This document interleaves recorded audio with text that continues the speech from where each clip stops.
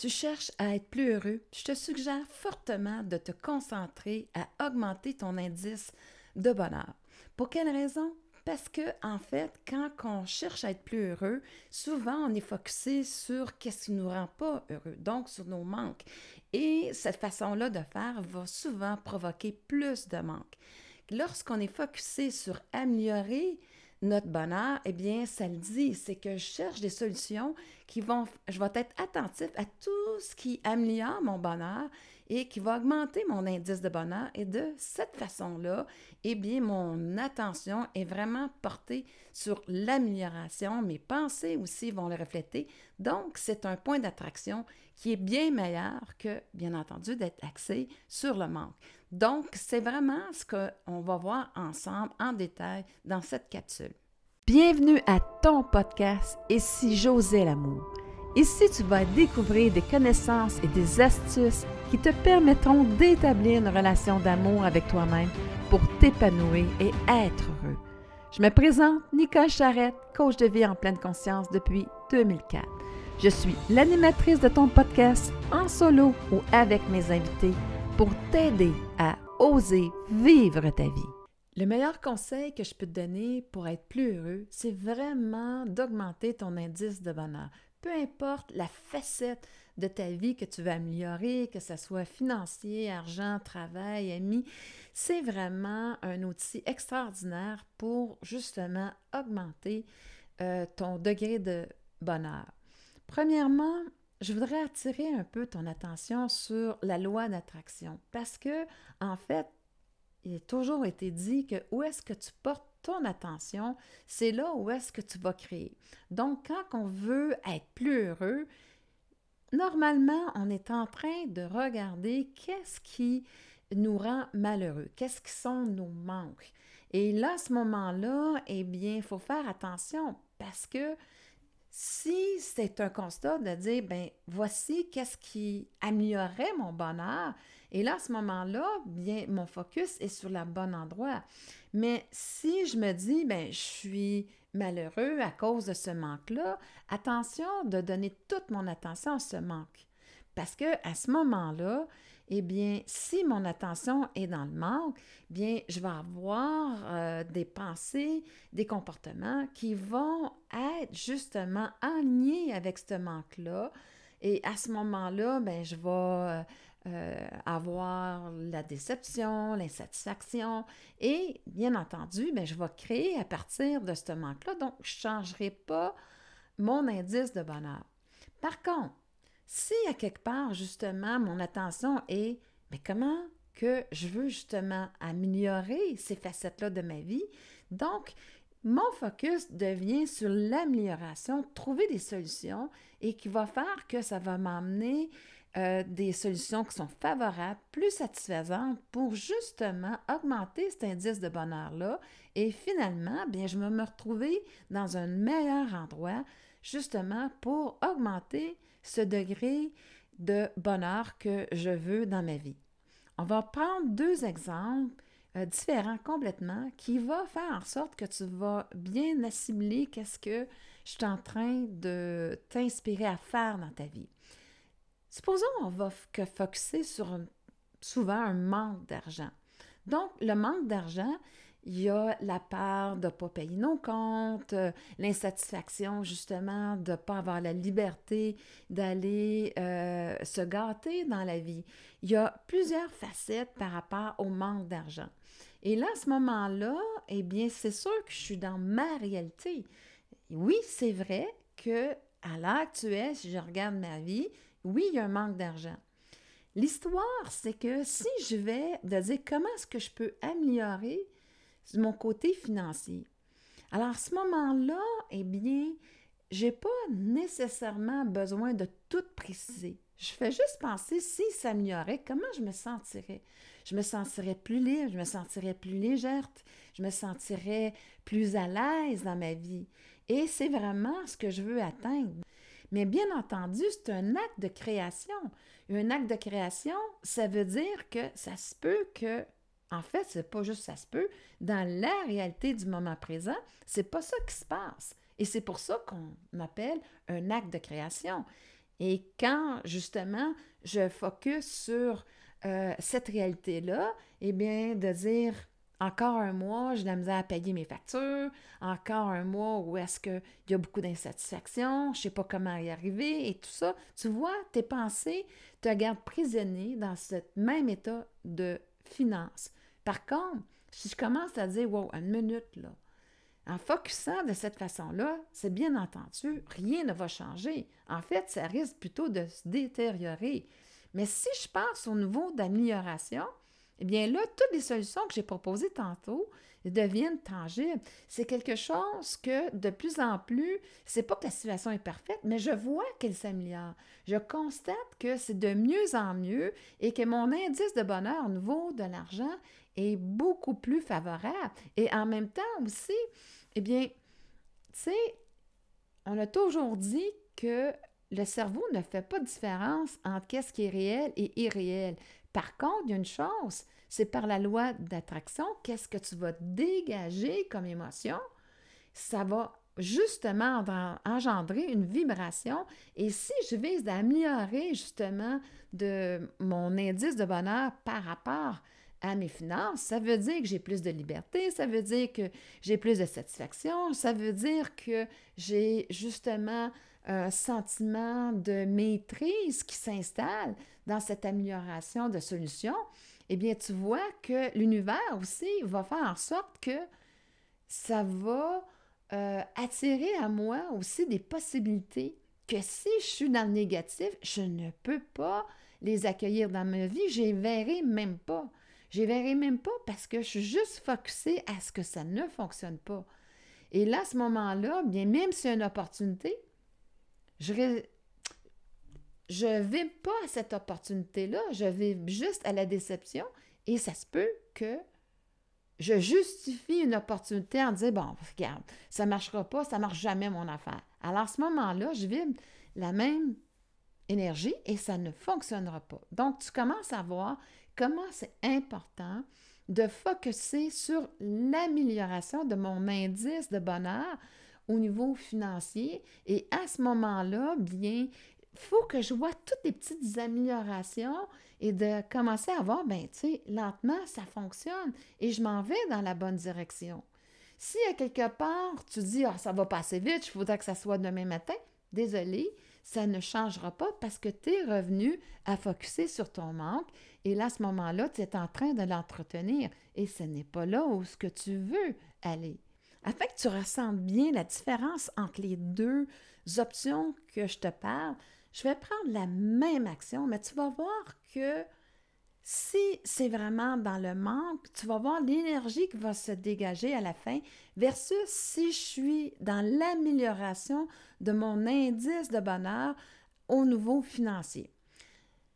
Tu es d'accord avec moi qu'une des options qui s'offre à toi, c'est d'acheter justement en spécial. À ce moment-là, ça augmente ta capacité d'achat avec le même argent. Donc, si je suis dans la première option, ça veut dire que je suis dans le manque. Alors, à ce moment-là, je me dis, ben oui, regarde, je vais aller faire attention, je vais aller acheter en spécial et tout ça. Puis là, je calcule, puis le spécial, ça vient ma solution qui fait en sorte que dans tout ce qui est aubaine, autant au niveau de la nourriture, des vêtements, ça fait en sorte que, justement, j'ai l'impression de pouvoir m'en sortir.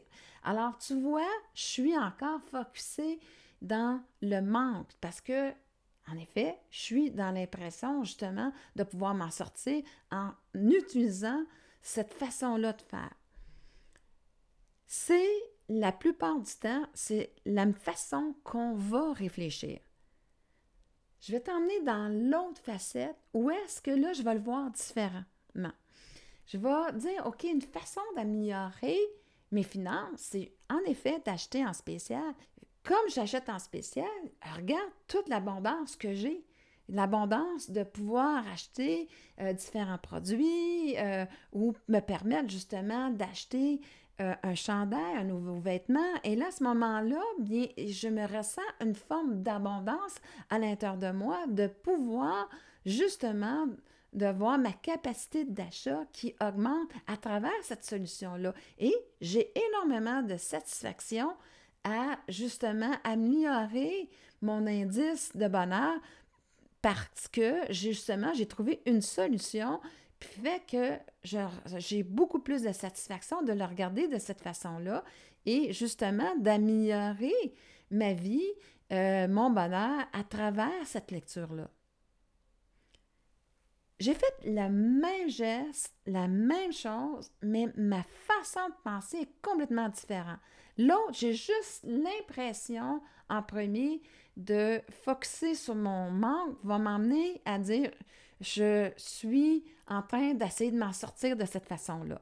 Tandis que l'autre, je vois que ma capacité à acheter est beaucoup plus grande et ça m'amène la satisfaction justement d'avoir acheté plus de choses.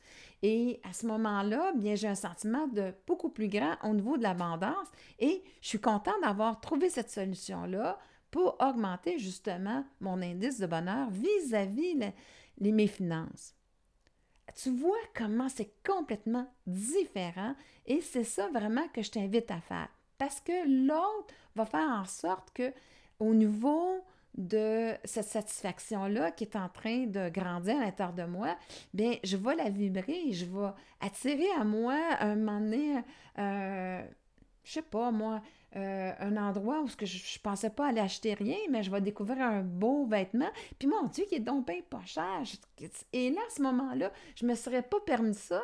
Mais là, à ce prix-là, je peux me le permettre. Donc, j'ai vu une abondance.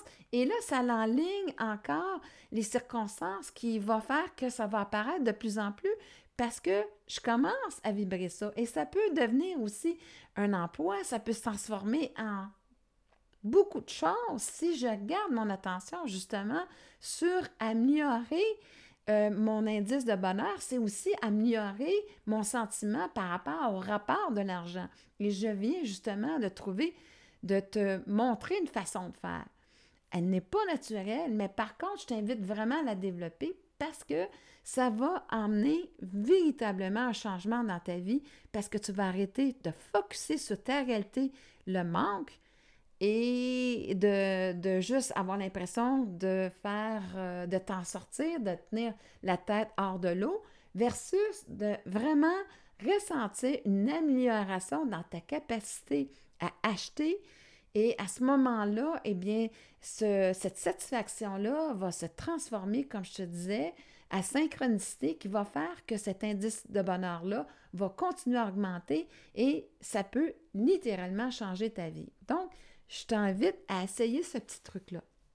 Dans mon deuxième exemple, je veux vraiment t'emmener une autre facette complètement différente de la première pour voir comment est-ce que tu peux encore utiliser l'indice du bonheur pour être plus heureux. Et tu vas voir que c'est vraiment une autre façon de t'utiliser. Je vais prendre l'exemple d'un couple qui vient me voir et qui veut justement être plus heureux en couple. Je vais utiliser l'augmentation de l'indice de bonheur pour aller voir avec eux qu'est-ce qui est finalement derrière cet indice-là, les valeurs qui y sont, qu'est-ce qui les désire, qu'est-ce qui les allume dans leur vie et trouver ces ondes justement qui vont être des indices pour augmenter leurs ondes de bonheur. Et là, à ce moment-là, on va faire des belles découvertes. On peut découvrir que finalement, aujourd'hui, tu sais, il y avait peut-être dans l'optique la famille à l'époque, et là, ils sont rendus dans un autre stage de leur vie. Et finalement, ils s'aperçoivent que l'indice de bonheur de chacun est complètement différent. Il y en a un que ça peut être des sorties au niveau des spectacles, elle aime ça aller s'entraîner, elle aime beaucoup la vie urbaine, et l'autre veut se déplacer complètement, de dire, ben moi, je veux avoir la tranquillité, la campagne. C'est un autre scénario complètement, les activités sportives par rapport à ce milieu qui est plus rural.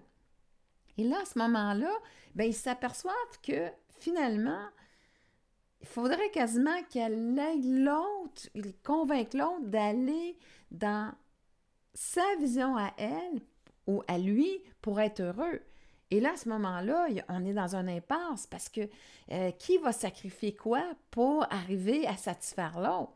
Et là, à ce moment-là, l'indice de bonheur peut être utilisé de cette façon-là pour faire en sorte d'éclairer les personnes à savoir, écoute, on est vraiment rendu dans des espaces différents, dans des valeurs différentes, dans des désirs différents, et qui fait que finalement, on se rend compte qu'en travaillant cet indice de bonheur-là, eh bien, ça l'éclaircit que soit on est dans la même direction, qu'on a encore des similitudes, on n'a pas besoin de tout être pareil, mais assez de similitudes pour faire finalement un constat et dire, oui, on a encore des belles choses à vivre ensemble. Comment est-ce qu'on va arrimer le tout pour finalement trouver et augmenter notre indice de bonheur ensemble pour être plus heureux ensemble?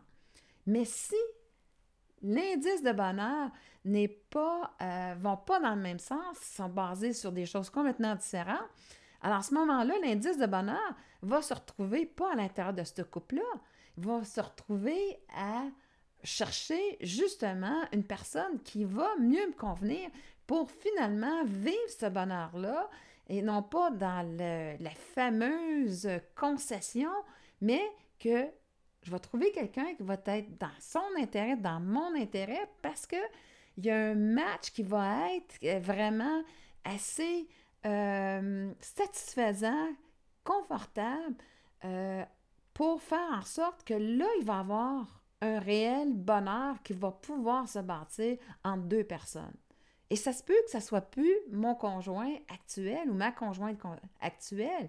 Et l'indice de bonheur utilisé de cette façon-là a permis de clarifier où est-ce que je suis rendue dans ma vie, où est-ce que l'autre est rendu dans sa vie et faire un point où est-ce que là, je vois plus clairement comment, si on continue ensemble ou à quelque part, on va séparément parce que ces indices de bonheur-là, dans nos valeurs, dans ce qu'on veut vivre, c'est complètement différent. Alors, tu vois, c'est une autre façon de l'utiliser, mais qui va faire en sorte que là, je suis en train de clarifier, je suis en train de bâtir pour faire en sorte que, oui, c'est possible, de cette façon-là, de trouver des solutions, d'un consensus qui va faire que chacun a l'impression, justement, de ne pas y laisser sa peau, mais que c'est chacun dans leur intérêt d'aller faire cette nouvelle vision-là et que chacun, ils vont être dans leur intérêt d'y aller de cette façon-là ou, finalement, de dire, ben non, on ne peut plus trouver un terrain d'entente. Il faudrait qu'il y en ait un qui sacrifie son bonheur pour l'autre et à long terme, on sait bien que ça ne fonctionne pas. Alors, je viens juste te montrer une autre façon d'utiliser l'indice de bonheur pour te montrer le chemin vers ce qui va te rendre plus heureux. J'espère vraiment que tu auras apprécié cette capsule et que tout ce que je t'ai partagé, bien, utilise-le et tu vas voir, ça pourra vraiment aider à justement augmenter ton indice de bonheur et à ce moment-là, bien évidemment, d'être plus heureux. Merci infiniment de ta présence à ton podcast afin de bâtir cette relation d'amour avec toi-même pour ton plus grand plaisir. Si les sujets que je te propose t'inspirent à développer de l'amour pour toi-même, je t'invite à t'inscrire à mon podcast. Si tu as une expérience à me partager où tu as osé l'amour pour transformer ta vie, ou des commentaires ou des questions par rapport à cette émission, n'hésite pas à le faire à travers mon site web www.nicolecharrette.com. Je te retrouve très bientôt sur une autre émission pour t'aider à oser vivre ta vie.